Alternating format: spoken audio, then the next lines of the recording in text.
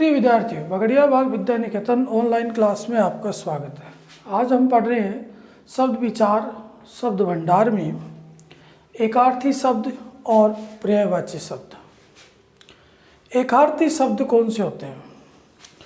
कई शब्द ऐसे होते हैं जिनके अर्थ एक जैसे लगते हैं, लेकिन उनमें कुछ सूक्ष्म अंतर होता है।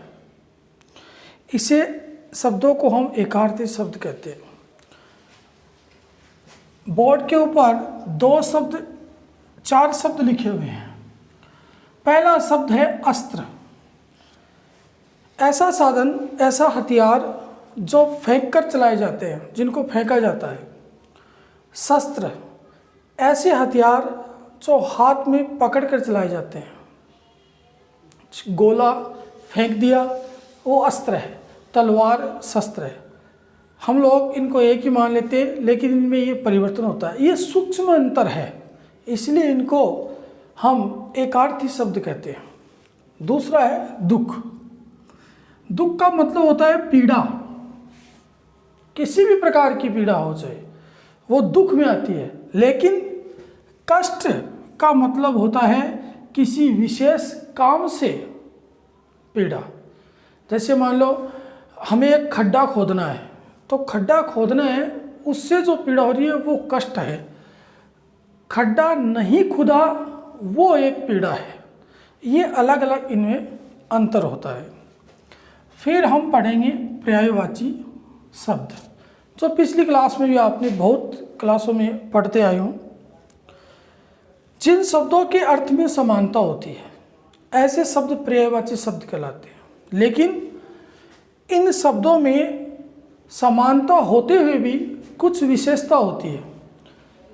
जैसे 3 उदाहरण लिए गए हैं। पहला है घोड़ा। इसके अन्य जो नाम है या अन्य नामों से हम जानते हैं जो पर्यायवाची कहलाते हैं, अश्व, घोटक, तुरंग है। लेकिन ये विशेषता के आधार पर इनका अलग अलग प्रयोग किया जाता है। पानी, जल, नीर, सलील, जीवन, ये पानी के पर्यायवाची। जंगल, विपिन, कानन, वन, अरण्य, इनको इसके हिसाब से ही अलग अलग विशेषताओं के आधार पर प्रयोग किया जाता है। जैसे एक उदाहरण हम देखते हैं। अगर हम ये बोलना चाहें कि गंगा का जो पानी है वो अच्छा है, इस वाक्य को अगर हम बोलना चाहें तो हम ऐसे बोलेंगे, गंगा का जल अमृत है।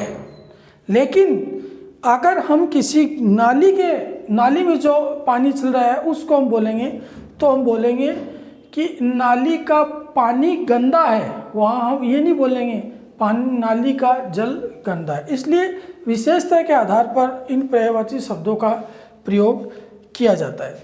तो आज के अध्याय में हमने पढ़ा एकार्थी शब्द और पर्यायवाची शब्द। अगली ऑनलाइन क्लास में हम नए अध्याय के साथ फिर मिलेंगे। तब तक के लिए धन्यवाद।